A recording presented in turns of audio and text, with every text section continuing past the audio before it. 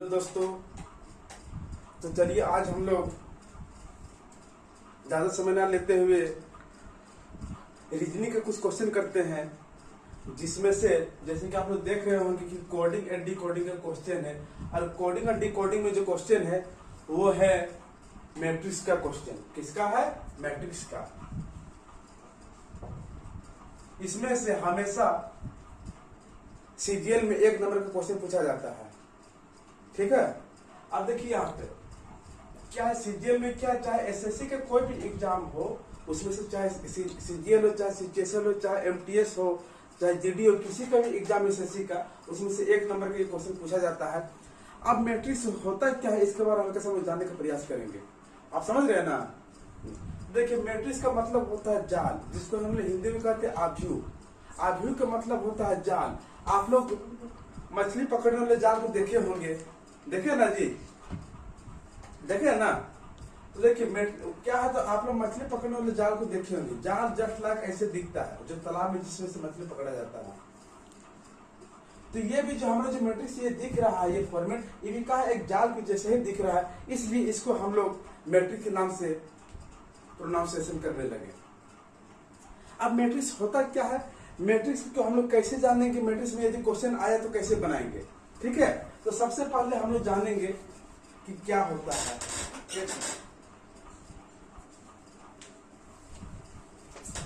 अब देखिए, ये मैट्रिक्स है, मान के चलिए मैट्रिक्स है। हमने 2 मैट्रिक्स बना दिए, कुछ देरी के लिए आपको इस पे ध्यान रखना है। ठीक है, ये मैट्रिक्स है।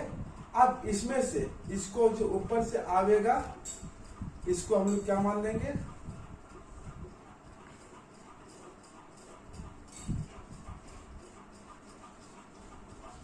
कॉलम, और जो इधर से जाएगा उसको हम लोग क्या मान लेंगे,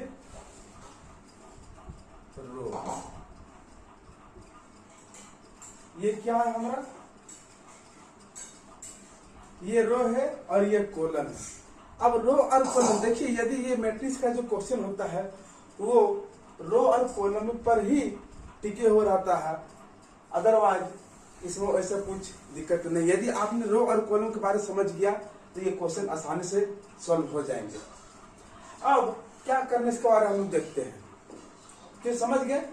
रो ऊपर से आएगा तो रो नीचे से आएगा, और ऐसे जाएगा तो कॉलम। कहने का सेंस ये है कि आप लोग ब्राज जाते होंगे या पार्टी सार्टी जाते होंगे तो आप लोग डांस करते होंगे, लेकिन डांस तो करते, लेकिन आपको अब से ऐसे डांस नहीं करना है। इसको सीखने के लिए हमेशा ऐसे करना और ऐसे डांस करना है। समझ गए ना?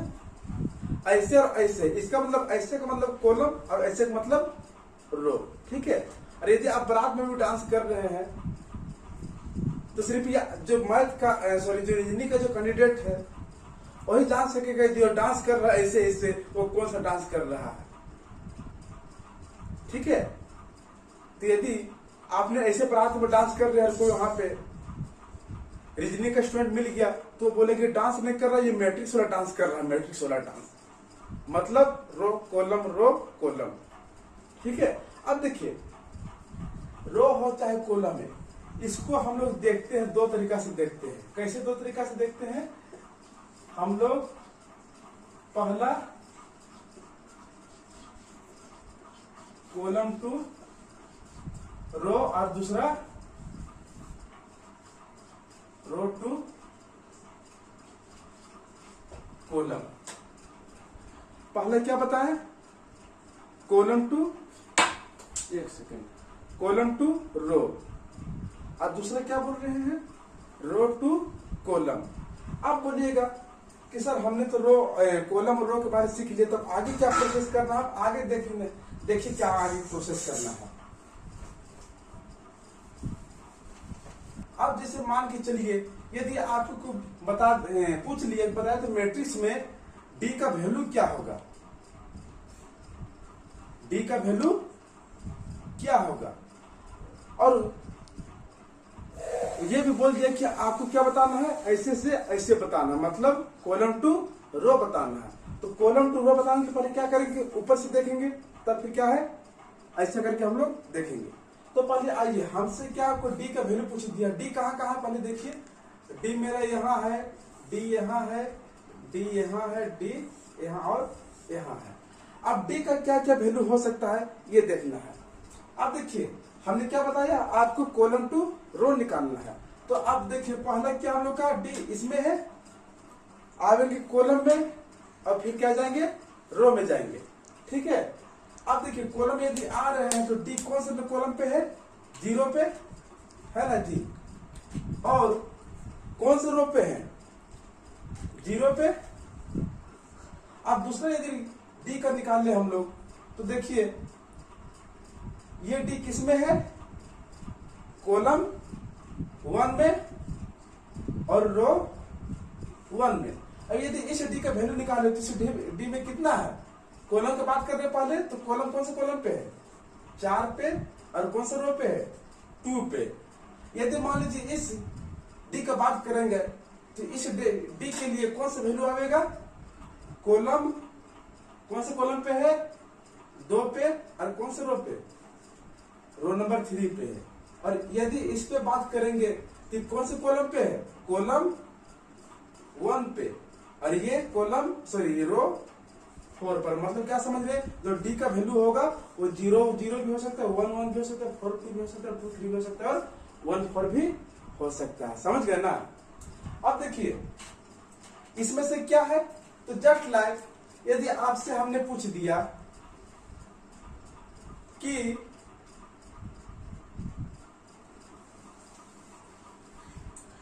बताइए CANT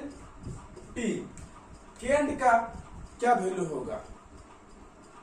अब बताइए किसके बारे में बोल रहे हैं, कैंट के लिए। ठीक है। अब कैंट के लिए तो बोल रहे हैं। अब देखिए अब देखना है हमने क्या पूछा, कैंट के बारे, और कैंट में हमने क्या बताया, आपको जो आंसर फाइंड करना है कैंट का वो कैसे करना है। अब तभी हम लोग कॉलम टू रो देख रहे थे, लेकिन अब रो टू कॉलम देखेंगे। ठीक है। इसको किसके अकॉर्डिंग फाइंड करना है, रो टू कॉलम। अब कैंट है। ठीक है। और जिसमें से देखिए कैंट है तो हम लोग क्या करेंगे, सबसे पहले रफ वर्किंग के लिए सी का क्या क्या वैल्यू होगा वो निकाल दीजिए, ए का क्या क्या वैल्यू होगा वो निकाल दीजिए, एन का क्या क्या वैल्यू होगा वो निकाल दीजिए, टी का क्या क्या होगा वो निकाल दीजिए। जैसे अभी हम लोग इसे कुछ देर पहले डी का जो निकाले थे, डी के लिए कौन कौन सा कोड का यूज किया गया है उसके बारे में हम लोग निकाले थे, तो उसी प्रकार इसमें भी हम लोग वैसे निकाल सकते हैं। जैसे फॉर एग्जाम्पल सी कहाँ कहाँ है, यहाँ पे है। तो हमने क्या बताया, जो कैंट का जो वैल्यू है उसको फाइंड करना है, और किस अकॉर्डिंग, रो टू कॉलम। आपको कैसे फाइंड करना है, रो टू कॉलम। और कैंट के लिए बताए कौन सा नंबर यूज हुआ होगा। और ऑप्शन ये है सेकेंड का ए बी सी और डी, ये भी ऑप्शन हम लोग का दिया गया है। तो सबसे पहले हम लोग विदाउट ऑप्शन से देखेंगे कि सी के लिए कौन कौन से नंबर का यूज किया गया है। तो आप आइए सी के लिए बात कर रहे हैं, और किसमें से हम लोग को जाना, रो टू कॉलम में। अब देखिए पहले रो में जाएंगे, अब सी कहाँ है, यहाँ पे है सी। अब रो का पहले बात करें तो पहले रो में जाएंगे तो कौन से नंबर पे, कौन से रो पे है, सी 0 पे।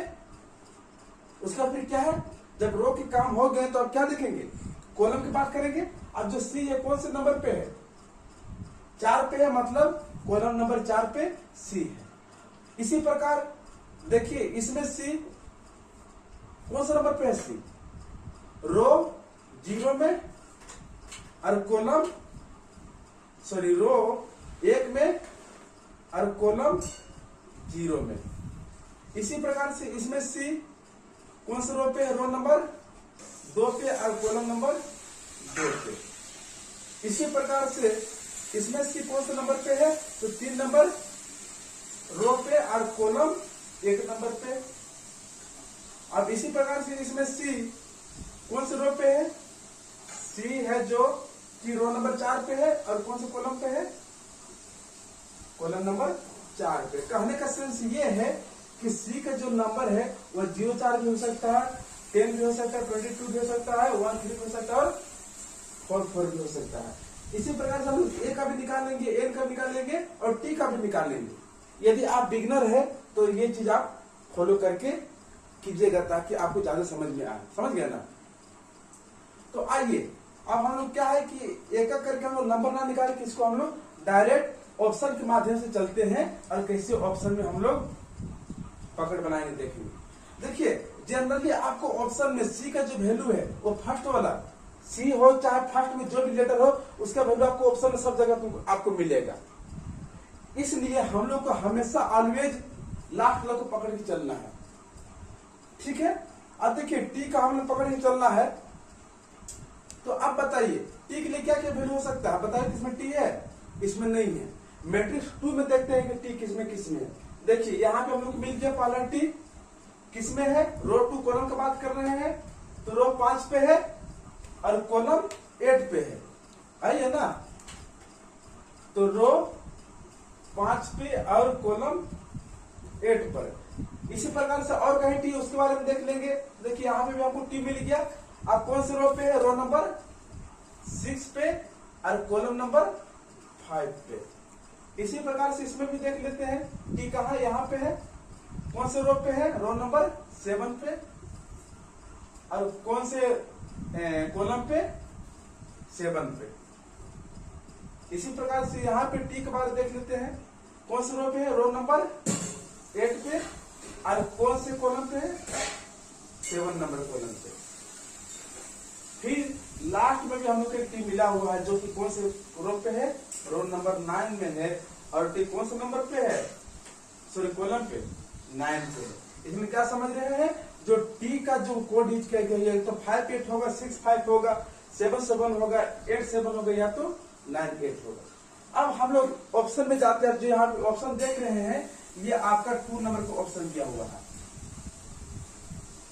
अब देखिए हम लोग को क्या बोले कि सर लास्ट में देखना है, तो अब लास्ट में क्या है? टी है। तो जितना भी लास्ट में जो वैल्यू होगा सब क्या होगा? टी का वैल्यू होगा ना जी। अब देखिए फर्स्ट ऑप्शन नंबर ए पे आते हैं 65 है, टी का वैल्यू कितना है? 65। अब यहाँ देखिए 65 है। यदि 65 यहाँ पे भी है और देख लेते हैं 99 है क्या? टी के वैल्यू पे 99 भी है, तब यहाँ से कंफ्यूजन क्रिएट होने लगा कि सर यहाँ पे 2-3 जगह हम लोग को ऑप्शन मिल गया 65, तो क्या करें इसके लिए? तो फिर क्या करना है? यदि मिल गया तो उसके आगे आप ऑप्शन को चेक कर लीजिए। ठीक है, उसके आगे ऑप्शन को चेक कीजिएगा ये ऑप्शन किसका होगा? एन का होगा ना। और एन का क्या क्या हो सकता है बताइए जल्दी जल्दी से। यहाँ तो एन नहीं है, इसमें से एन है क्या है? 5, 9, उसके बाद 6, 7, 7, 6, 8, 6 और 9, 8। अब जो ये जो होगा पीछे से सेकंड नंबर वो किसका वैल्यू होगा? एन का वैल्यू होगा। अब देखिए एन का वैल्यू जो हम लोग का अभी आया है 5, 9, 6, 7, 7, 6, 8, 6 और 9, 8 निकाले तो देखते हैं कि ये कोड कहाँ कहाँ यूज हुआ है। अब देख रहे हैं कि 5, 9 एन का वैल्यू 5, 9 यहाँ पे 5, 9 है क्या? नहीं है। इसका मतलब ये ऑप्शन नहीं होगा। आइए ना, यदि होता तो मैं भी ये हो सकता था, लेकिन 5, 9 नहीं है मतलब ये ऑप्शन नहीं होगा। चलिए इसको इलिमिनेट कर दिए। अब आते हैं बी पे। बी में देखिए 76 यहाँ पे 76 है क्या? है। इसको मतलब क्या है? ये ऑप्शन हो सकता है, कोई दिक्कत नहीं है। अब इसमें देखिए कितना है? ऑप्शन नंबर सी पे 87, यहाँ पे 87 है क्या? नहीं है। इसका मतलब ऑप्शन नंबर सी भी नहीं होगा। अब जरा डी देखते हैं। अब डी में कितना है? एन का वैल्यू 78 है क्या? ऑप्शन में यहाँ पे एन की वैल्यू 78 है क्या? नहीं है। मतलब क्या है? डी भी नहीं हो। इसका मतलब डी यदि नहीं है तो कौन होगा? आंख बंद करके मार देना ऑप्शन नंबर बी। और कितना आ जाएगा? केंट का वैल्यू 31, 02, 76 और 99। यही हो गया हम लोग का मैट्रिक्स, जो कि हमेशा एसएससी एग्जाम में 1 नंबर का क्वेश्चन पूछा जाता है। और यदि आप लोग को समझ में आया होगा तो प्लीज लाइक, सब्सक्राइब और इसे शेयर करें ताकि और लोगों को ये सीखने का मौका मिले। ठीक है, तो ये कोडिंग का एक छोटा सा पार्ट था, लेकिन हमेशा इसमें से 1 नंबर के, ज्यादा तो नहीं लेकिन एसएससी में 1 नंबर का क्वेश्चन पूछा जाता है, एक क्वेश्चन 1 नंबर का। बट अब तो पैटर्न चेंज हो गया है, इसलिए एक क्वेश्चन 2 नंबर का भी पूछ सकता है, समझ रहे हैं। लेकिन आप ये मानिए कि एक क्वेश्चन एसएससी में पूछा जाता है, चाहे कितनों नंबर का हो। तो ये हम लोग का रहा मैट्रिक्स, जो कि शायद उम्मीद करते हैं कि आप लोग इस मैट्रिक्स को बहुत अच्छे से समझ गए होंगे। यदि नहीं तो आइए,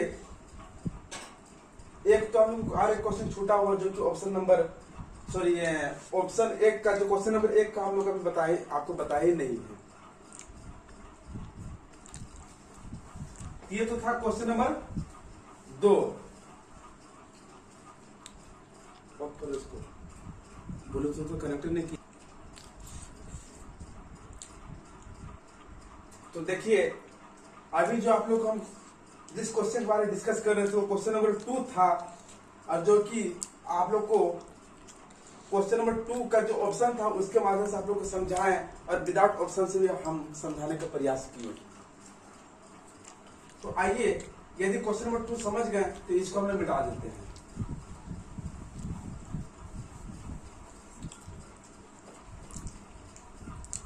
आइए क्वेश्चन नंबर 1 की जिक्र करते हैं। COLD क्या पढ़ेंगे? गोल्ड। अब गोल्ड के लिए कौन सा नंबर यूज हुआ होगा इसके बारे में आपको बताना है। तो जैसे कि अभी हम केंट वाले जो बताया, बस इसमें से भी वही करना है। हम लोग की क्या है, किसी एक पार्टिकुलर का हम लोग की क्या करना है, नंबर निकालना है। और बताया था आपको, जो निकालिएगा वो किसका निकालना है, ऑलवेज कोशिश यही करना कि लास्ट वाला का हम लोग नंबर निकाले। अब क्या है, डी है। अब चलिए डी देखते हैं, डी कहाँ कहाँ है और उसके लिए किस किस कोड का प्रयोग किया गया है। और जो हम लोग निकाल रहे हैं वो कैसे निकाल रहे हैं, ऐसे ऐसे, मतलब रो टू कॉलम, समझ रहे हैं ना। अब देखिए, डी के लिए हम निकाल रहे हैं। अब डी कहाँ का यूज है, देखिए तो डी यहां पे है, इसलिए क्या हो जाएगा, रो से कॉलम, फिर डी यहां पे है, रो कौन से नंबर पे, रो 1 पे और कॉलम 1 पे। और डी कहाँ, यहां पे है, रो नंबर 2 पे और कॉलम नंबर 4 पे। इसी प्रकार डी कौन से नंबर पे है, रो नंबर 3 पे और कॉलम नंबर 2 पे, मतलब 32। इसी प्रकार इसमें से देखेंगे रो नंबर 4 और कॉलम नंबर 1 पे। कहने का सेंस ये है कि जो डी का जो वैल्यू है वो 0 0 भी हो सकता है, 1 1 भी हो सकता है, 2 4 भी हो सकता है, 3 2 भी हो सकता है, 4 1 हो सकता है। अब देखेंगे बाय ऑप्शन कि इसमें से कोई एक वर्ड यूज किया होगा जो कि डी का वैल्यू होगा। तो इसमें से कोई एक जो नंबर है वो कहाँ है। आइए एक एक ऑप्शन हम चेक करते हैं। और हम क्या बताए थे, डी लास्ट में है, इसलिए जो नंबर होगा लास्ट वाला वो किसका वैल्यू होगा, डी का होगा ना जी, बोलिए यस सर, होगा ना, आप लोग समझ रहे हैं ना, होगा ना। अब देखिए यहां पे क्या है, डी की वैल्यू क्या है, 22। क्या ऑप्शन 22 है क्या, नहीं है। इसका मतलब सीधा आपको आंख बंद किए काट देना है। इसमें कितना है, इसमें भी 22 है। क्या ऑप्शन में 22 है डी के वैल्यू, नहीं ना है, इसलिए ये इसको भी काट देना है। अब ऑप्शन नंबर सी पे आते, सी में कितना है, 43 43। अब यहाँ है क्या 43 है कहीं जी, नहीं है। मतलब क्या समझ रहे हैं, सी भी नहीं। जब ए नहीं है, बी नहीं है, सी नहीं, तो कौन होगा, डी फॉर डॉग वाला डी। ठीक है, तो ऑप्शन नंबर कौन सा होगा, डी। इसको चेक करने की आवश्यकता नहीं है। तो देयरफॉर क्या लिख सकते हैं, COLD कोड का जो वैल्यू होगा 10 85 79 24। ये क्या हो गया, ये गोल्ड का नंबर यूज हुआ। ये मैट्रिक्स का क्वेश्चन था। और आपको एग्जाम में इसी बेसिस पे क्वेश्चन पूछेगा, ठीक है। और सिर्फ यदि आप लोग ट्रिक को सीख गए होंगे, पहला ट्रिक क्या सीख लेना है, इसको याद रख लेना है, और कॉलम टू रो या रो टू कॉलम। दूसरी बात कि आपको वहां पे क्वेश्चन भी एग्जाम में जब मिलेगा तो नीचे लिखा हुआ रहेगा, जैसे कि ए का वैल्यू 0 0 2 3 ऐसे करके लिखा हुआ रहेगा। तो उसमें से आप लोग को चेक करना है कि जो ए का वैल्यू 0 0 2 3 2 4 ये जो भी XYZ जो नंबर लिखा गया है वो किस बेसिस पे लिखा हुआ है, कॉलम टू रो लिखा हुआ है कि रो टू कॉलम लिखा हुआ है। वहां से जैसे कि आप लोग पकड़ लीजिएगा तो फिर है सो आप लोग आसानी से उस वर्ड के लिए नंबर फाइंड कर सकते हैं। तो ये रहा हम लोग का मैट्रिक्स। तो चलिए आज के लिए सेशन को यहीं पे हम लोग एंड करते हैं, और आप लोग से भी कह रहे हैं, आप लोग को समझ में आया जी, समझ आ गया ना, कहीं कोई दिक्कत नहीं है। यदि नहीं है तो चलिए फिर हम लोग यहीं तक, बाकी bye bye, take care and love you.